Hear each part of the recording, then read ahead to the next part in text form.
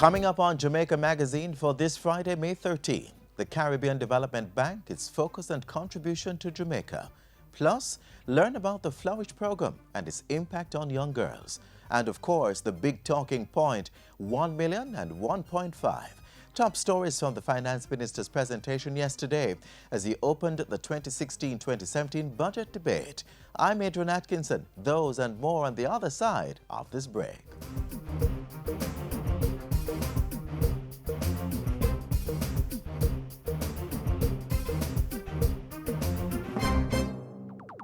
All the people them with a Zig V, hold up your hand. Zig V in the Caribbean territory, but we now want that virus take set pan we. So make sure send us stagnant water inside and mash up all my state or breed inside. More hole in the tin them where you dash way and change the water in your vase every day. No litter, dispose of your garbage proper. You know them the thing that we country and backer. Tour your community and tour your yard for suppress mosquito. We have figure hard dash we all tire turn over drum pan for prevention is the greatest weapon. And special shout out to pregnant ladies. Protect yourselves and protect your babies. Draw for your zapper and your mosquito spray. If we do all that we can to keep them away. How we now was in vain.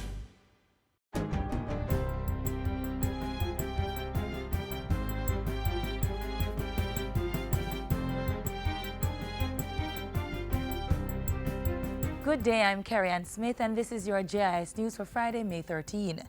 More than 130,000 additional Jamaicans will benefit from government's phased rollout of its $1.5 million income tax relief plan. Andrea Chisholm has the details. Finance Minister Audley Shaw opened the budget debate yesterday and announced that as a first step, the PAYE threshold would move from $592,800 to approximately $1 million on July 1, 2016. It will further move to $1.5 million on April 1, 2017. In making this a threshold for everybody, it's no longer 118,000 people that will benefit. It will now be 251,000 people that will benefit. The increased income tax threshold will lead to a revenue deficit of $12.5 billion. To plug that, Minister Shaw announced that $6.48 billion would be recouped from an increased special consumption tax of $7 per litre on petrol and $5.3 billion from increasing the departure tax to $35. Another $1.41 billion will come from introducing SCT on LNG and revising the regime for heavy fuel oil, while $574 million is added by increasing the SCT on cigarettes to $14 per stick.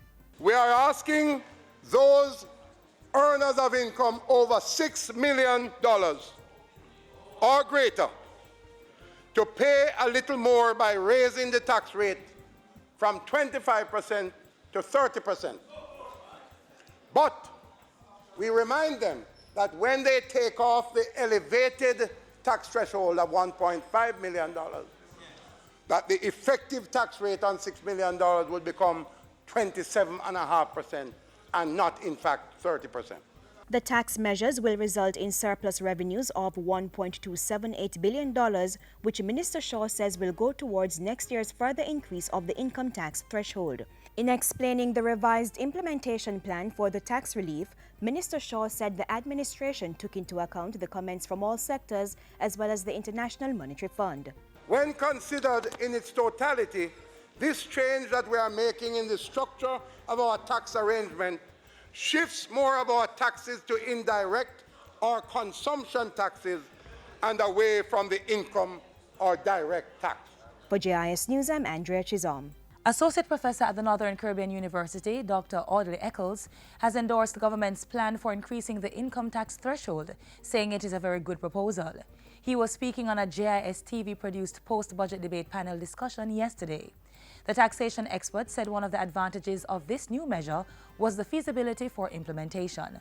It is a proposal that is now very simple for everyone to follow. Because in the past, what was proposed, you had too many cliffs, and those cliffs created problems for persons who would be in some narrow bands of taxes. The university professor said that for payroll purposes and other forms of taxation, the phased threshold increase was more equitable than the previous tax relief plan. While delivering his budget speech yesterday, Minister Shaw also announced that a team from the International Monetary Fund would come to Jamaica in July to work with the Ministry of Finance on its plans for more comprehensive tax reform. He said that would be done in tandem with a wages and compensation review which was being crafted. It is to be submitted to Cabinet by December. And we are reviewing methods to encourage retention and reinvestment of corporate profits from companies that are in overseas that operate here to ease demand pressures on the foreign exchange market while promoting growth. And government is rolling out several measures to boost investment and accelerate economic growth.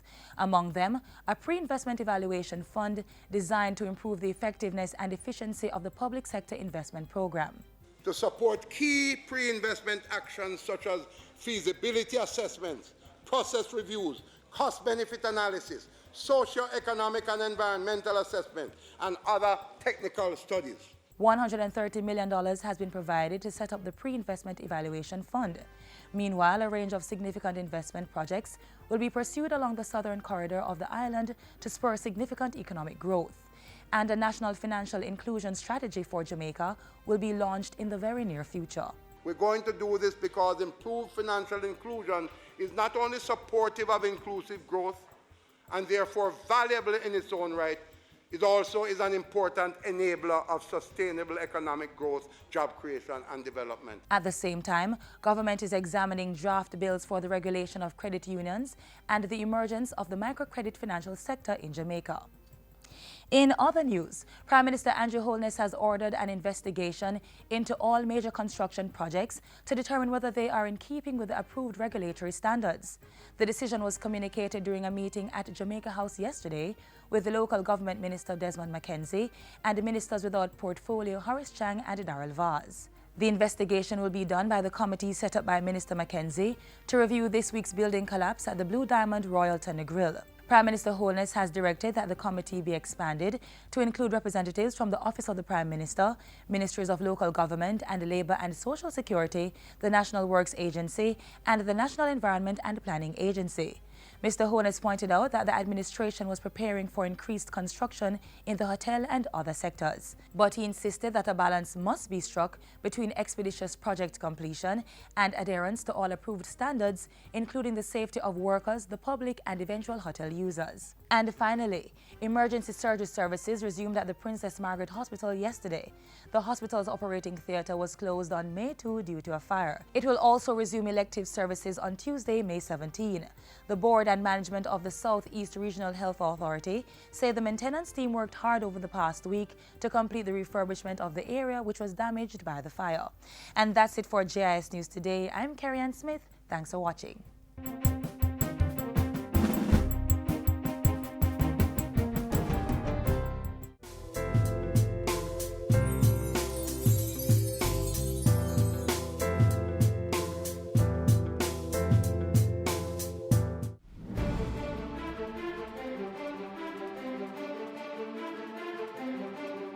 Finance Minister Audley Shaw announced on Thursday that government would be increasing the income tax threshold. That is, the portion of one's salary to which income tax is not applied. So who will benefit from this plan? This is for people who are on the PAYE system.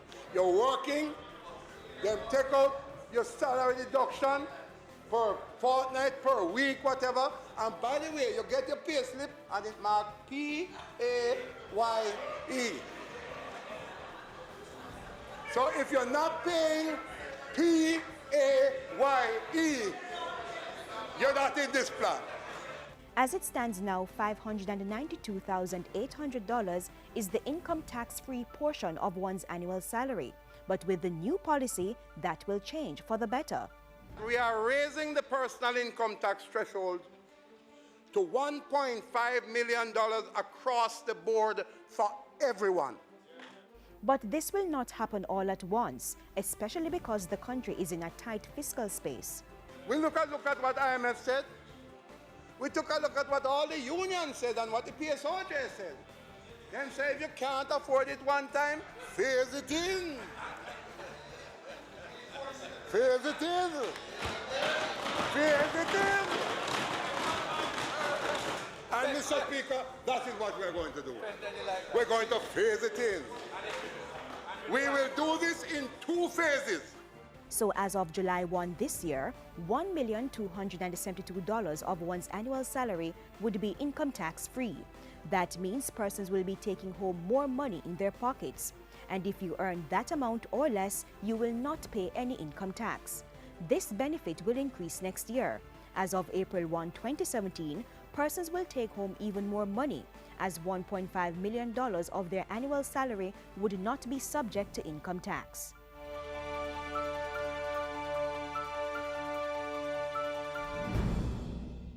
Preparing for CSEC exams? Visit ELJAM's virtual learning environment for free study notes, videos, and quizzes in 11 subjects. www.elearnjavle.org. Come next week, May 18 to 19, Jamaica will host the 46th annual meeting of the Caribbean Development Bank, CDB. Heads of state, ministers of finance and high-level representatives of 28 countries will assemble in Montego Bay, Jamaica to discuss issues affecting the Caribbean. But what's the mandate of the CDB and how has the bank assisted Jamaica? Answers in this next feature.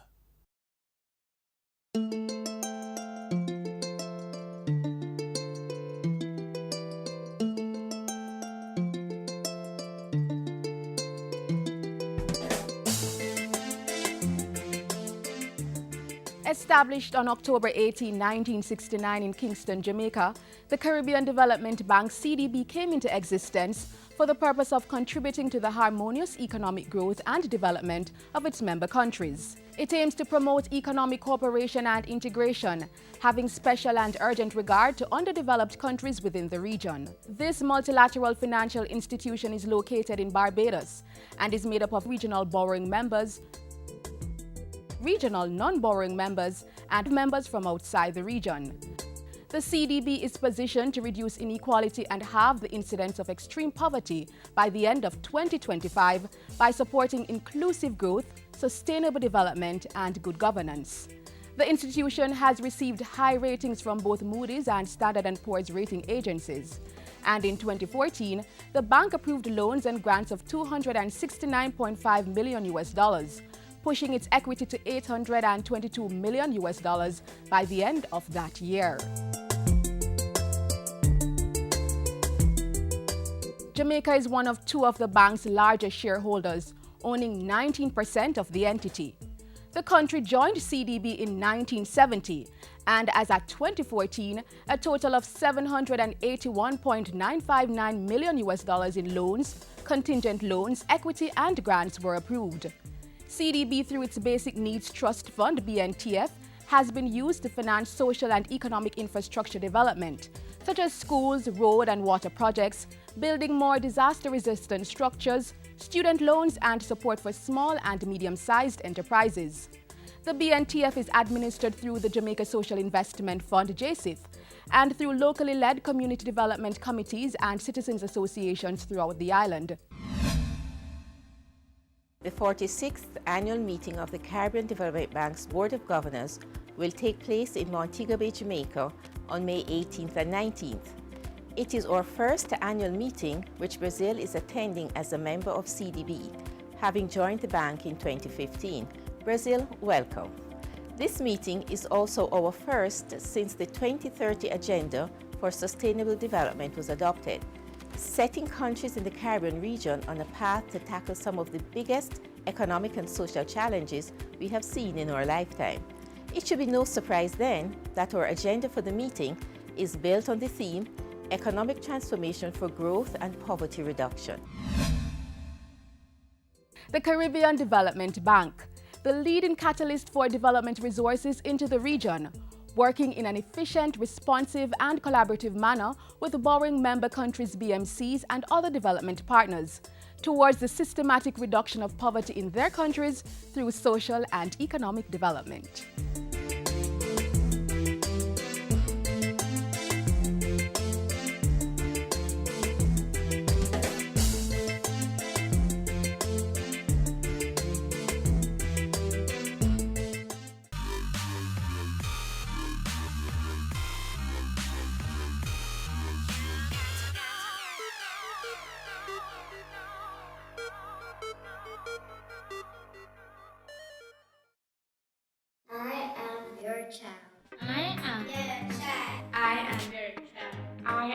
your child.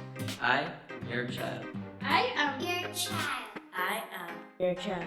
I am your child. No child is just your child. No child is just my child. Every child is Jamaica's future. Every youth coming like Amaya. We must do better.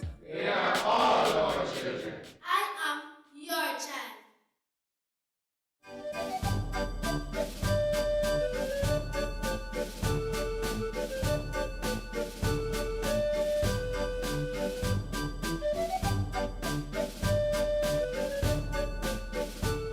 Young girls and even boys and adults have to grapple with a number of personal issues on a daily basis.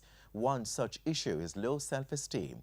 Through the Flourish program, young girls in Jamaica have been learning to address those problems. Details inside School Zone.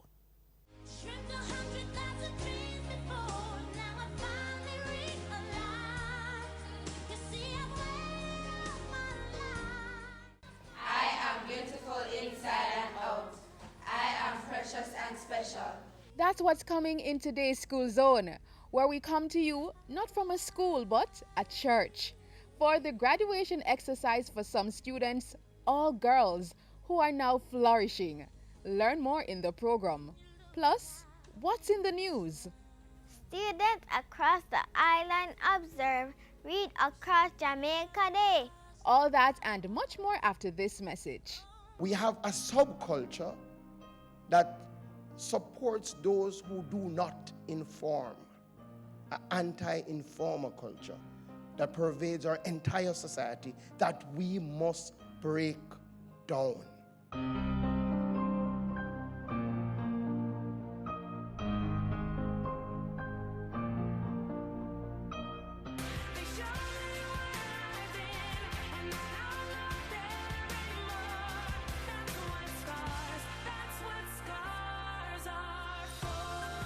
Low self-esteem, body issues, bullying, peer pressure. Some of the many issues that confront our young girls daily. How do they deal with these? How do they cope?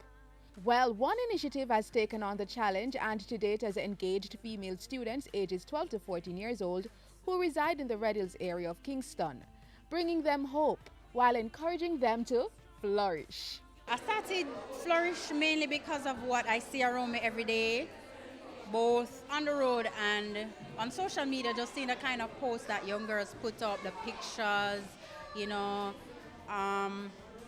just seeing that, I guess they just don't care and they don't have love for themselves or respect themselves, and it's something that has bothered me.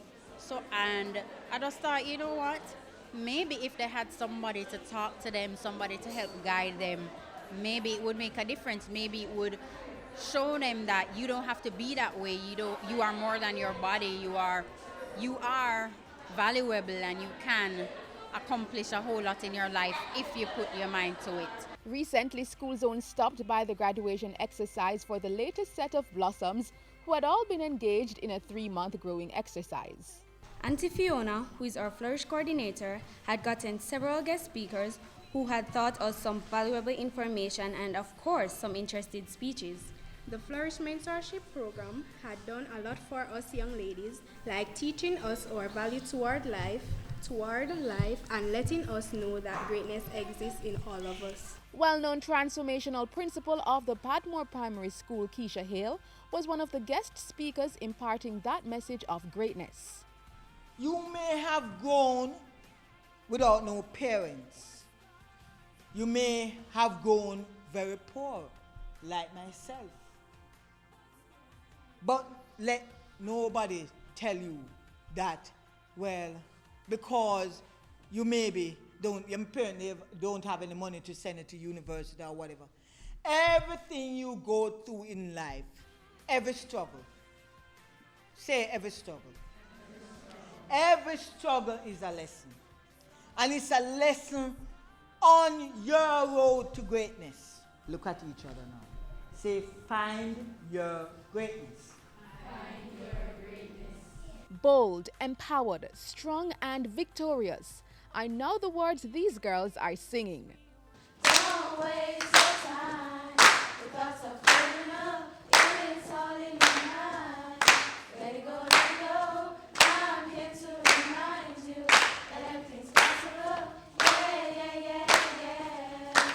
Flourish, I learned how to be more respectful and to be more confident in myself.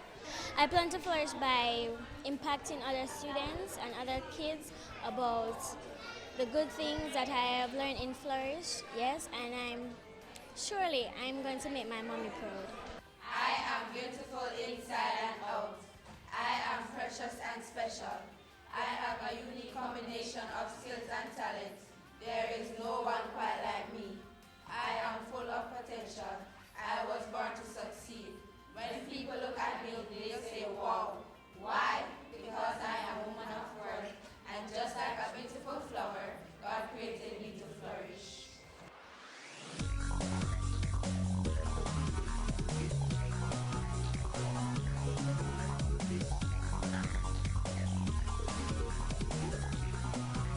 Welcome to In the Zone News. I am Magiska Gibbon. Recently, students from schools across the island observed Read Across Jamaica Day. The Education Minister, Ruel Reid, went to the Chatola Park Primary School in Kingston. Miss Jones at school says if I read a lot of books, I will grow big and smart. How many of you love to read books? Put your hand up if you love to read books. The students certainly enjoyed the reading exercise. When I read, it's like I'm in another world. Because if I'm reading a space book, it's like I'm out of space exploring the things that are in the book. And I enjoy reading a lot. That's a wrap on today's show.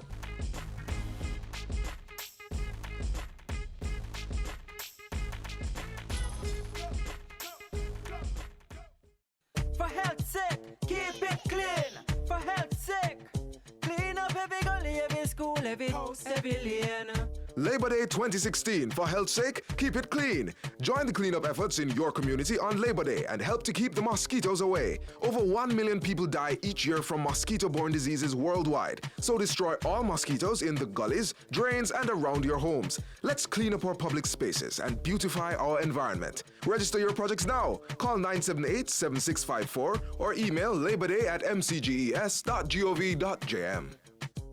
Keep it clean.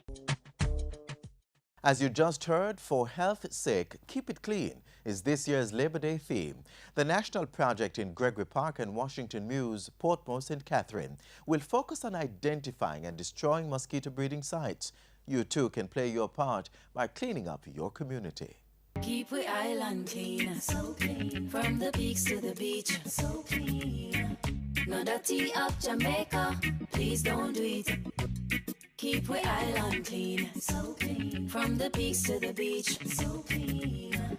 No dirty up Jamaica. Jamaican people, really?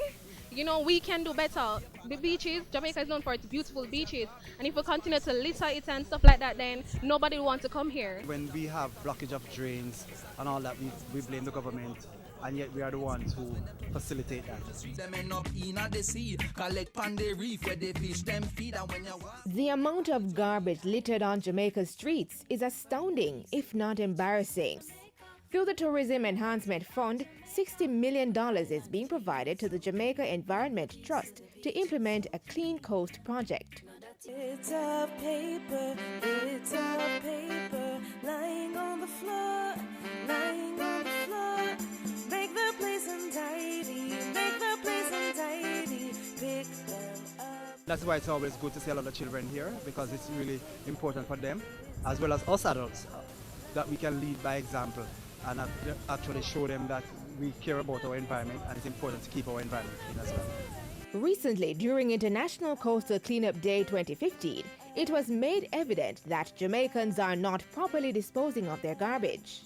Preliminary estimates show that thousands of pounds of garbage were collected off the nation's coastline during that one-day cleanup exercise. Well, the first objective really is to get people to understand that when you throw waste at the side of the road in Kingston or in a gully, that this is where it ends up. It ends up on the coastline, it ends up in rivers, ends up in the sea, where it is often washed back onto the land by storms and so forth. In September each year, the Jamaica Environment Trust organizes the beach cleanup, which is regarded as an environmental education and advocacy activity.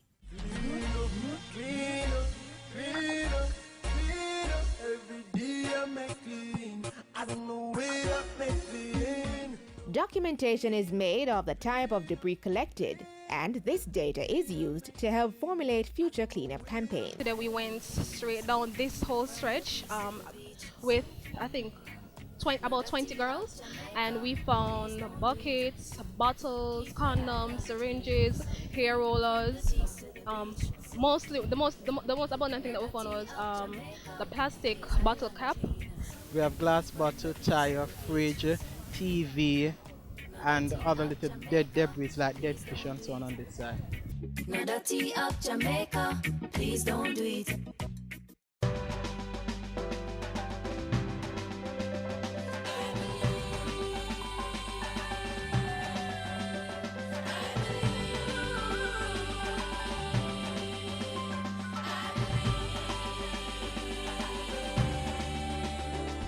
In spite of all our differences, along with all our problems, I believe.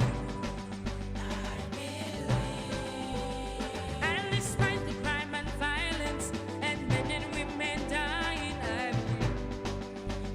believe. From the blue to the fen mountains, let all our voices ring. Oh, I believe. I believe that we can make a change and spread a gleam of hope across our country. I believe that we can join our hands and make a difference in Jamaica. I believe.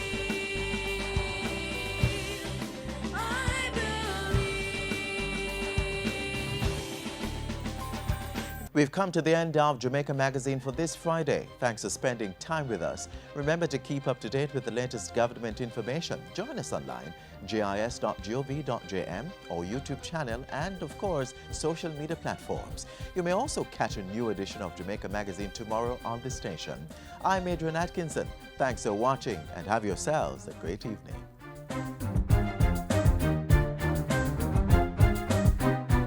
This has been a production of the Jamaica Information Service, the voice of Jamaica.